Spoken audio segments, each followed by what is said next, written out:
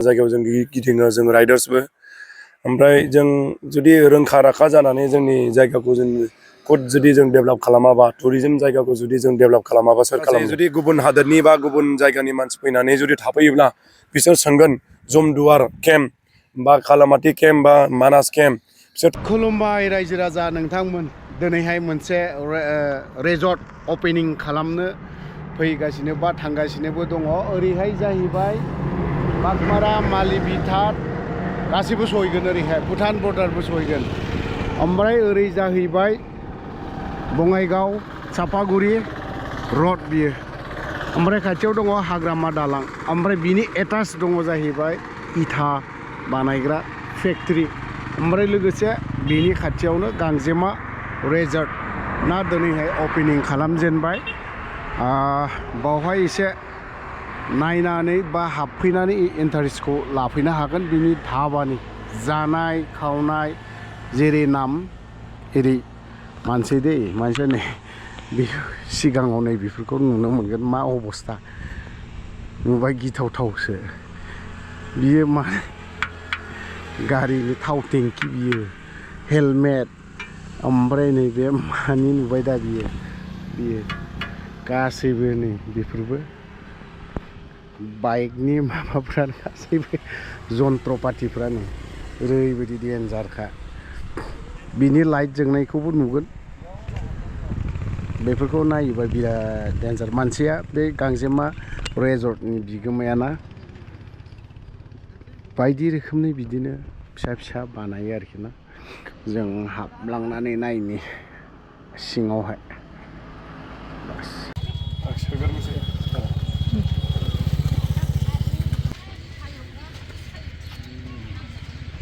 आखाइखौ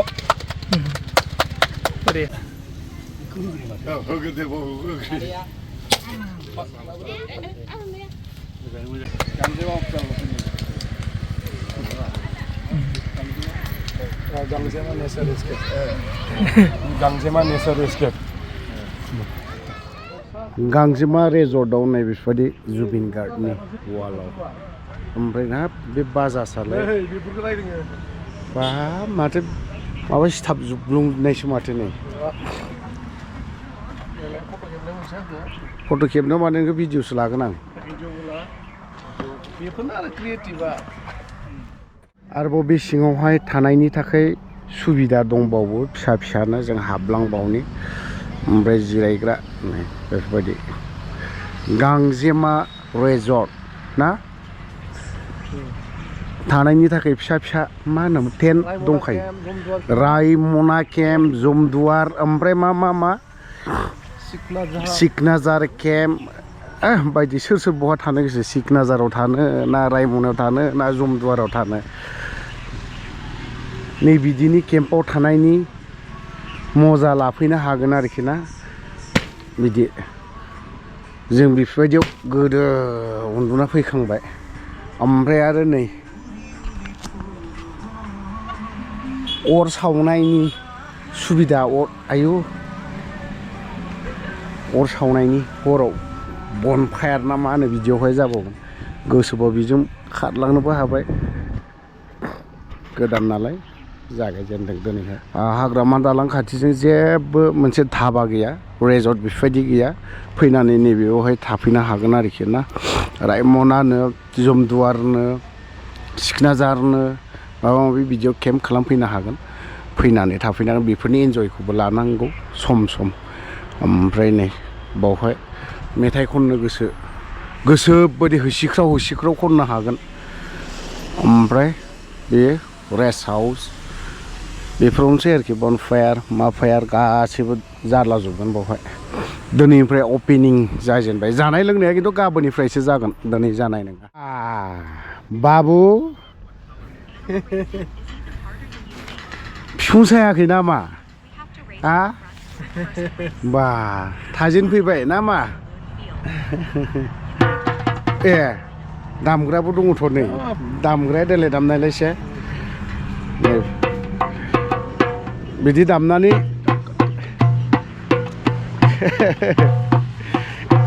गोरोंथ' तालबाल गैया मा मा गोमोनल' रोंगो तालबाल रोङा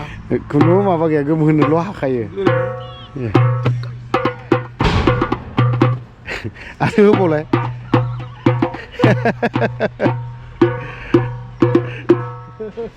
फुरा एन्जयमेन्ट आरोखि ना ओमफ्राय माने मोनायावहाय ना मेथाइ खननाय मानाय दामनाय देनाय जाजोबगोन नैबावहाय थानानै गसंनानै मेथाइ खननांगौ जायो बे बावहायनो ना मा मेथाइ खननाय मानाया बावहायनो दा मालानिफ्राय बेसे गोबाव जाखो बे बानायनाया सावगारि बानाय आं सावगारिना मैयानिफ्रायसो बानायजेनदों मैयानिफ्राय बानायजेननाय ना दिनै कमप्लिट जाहैगोन बे कमप्लिट ओमफ्राय आरो गुबुन गुबुन मा थाबावगोन सिनारिफोर थाबावगोन हा ओमफ्राय माया बिनि लिरगोन आच्छा आच्छा माया बिनि लिरगोन ओमफ्राय माबा सिनारिफोर थागोन आरो आच्छा आच्छा फार्स्ट अफ अल माने नोंथांमोनखौ आं आंनिफ्राय धन्यबाद होनांगोन आं एक्सुवेलि बेखौ बे प्रपार्टिया आंनिनो गावनिनो प्रपार्टि दा बेखौ आं ओरैनो 5 बोसोर 6 बोसोरनि सिगाङावनो प्लानिं खालामोन जे माबा मोनसे खालामनो होननानै आंना ओरैनोबाबो आंना गांजेमा लज सापागुरियाव दङ आरो दा हटेल गांजेमा गेटवे बेबो रिसेन्टलि आं अपेन खालामदों बेंटल गेटआवहाय दा जोंथ' बहुद गिदिंबोगासिनो दङ आलदा आलदा जायगायाव जों गिदिङो जों राइडार्सबो ओमफ्राय जों जुदि रोंखा राखा जानानै जोंनि जायगाखौ जों खुद जुदि जों डेभेलप खालामाबा टुरिजम जायगाखौ जुदि जों डेभेलप खालामाबा सोर खालामगोन दा आंनि उद्देस्यआ बेनो जे आं बायदिबो बयबो बिजनेस फालांगि जानांगौ आंल' नङा गुबुनफ्राबो सोलोंनांगौ मानो होनबा दिनैहाय जों मेघालया बा गुबुन गुबुन दाब दाब जायगायाव जों थाङोब्ला जोंबो बेबायदिनो रिजर्टआव थाहैनांगौ जायो स' जों बेनिखायनो आं नामा बे जोंनि ओनसोलखौ जोंनो गावनो डेभेलप खालामाबा सोर खालामगोन बे हिसाबै आं बेखौ खालामजेननाय जादों आरो ओरैनो नुबाय नोंसोरो ओरैनो नेचारेल माखासे जिथु मोननाय बुस्थु जेरै दंफां बा औवा सौवा थुरि सुरि आजिखालिथ' थुरिखौ मोना थेवबाबो बिराद खस्थ' नांदों बेफोरखौ माने बुथुमनायावहाय थेवबाबो सानफ्रोमबो आंनो हर सान नांथाबनानै दङ देहा बोलो होनानै आंनो थायो बेहायनो दिनै 15-20 दिननिफ्रायनो आंनो खुद मावगासिनो दङ दा बेनि सिङावहाय केम्प दङ मोनबासो केम्प दा केम्पनि नामखौ आं बायदि नाम दोनदों जोंनि जेरैहाय बिटिसिआव फेमास माखासे टुरिजम प्लेस दङ स' देट माखासे जुदि गुबुन हादोरनि बा गुबुन जायगानि मानसि फैनानै जुदि थाफैयोब्ला बिसोर सोंगोन जमदुवार केम्प बा खालामाथि केम्प बा मानास केम्प बिसोर थानानै सोंगोन मा बुस्थु बियो होमबा आं बेखौ बुंनो हागोन जे खालामाथिया बिराद मोजां मोनसे जायगा नोंथांमोना थांनानै एक्सप्लर खालामनो हागोन होननानै मानासखौबो बिनि मोनफा सोमोन्दो लाखिनानै आं बिसोरखौ माने खिन्थानो हागोन आरो बेहाय फैनायनि थाखाय मा खाबु दङ बेनो एकदम सर्ट डिसटेन्स बियो बांद्राय गोजान नङा सापागुरिनिफ्राय हार्डलि जास्ट 3 किल'मिटार्सल' आरो बासजोंबो फैनो हायो अट'जोंबो फैनो हायो अन गावनि गारिजोंबो फैनो हायो आंना अलरेडि पार्किं एरिया सुबिदा दंखायो आरो आंनि स्पटनिफ्राय आइ रिभार फेस्टिभेलाथ' जागासिनो दङ दिनैनिफ्रायनो बेबो बारा गोजान नङा हाफ किल'मिटारल' जागोन आरो जिहेथु नोंथांनि बे रेजर्टआव नाइट स्टे थानायनि थाखाय बेसेना बेसेबां ओरैनो बेसेनखौ 1999 लादों इनक्लुडिं ब्रेकफास्ट ओमफ्राय मोनसेया जाहैबाय सिंगल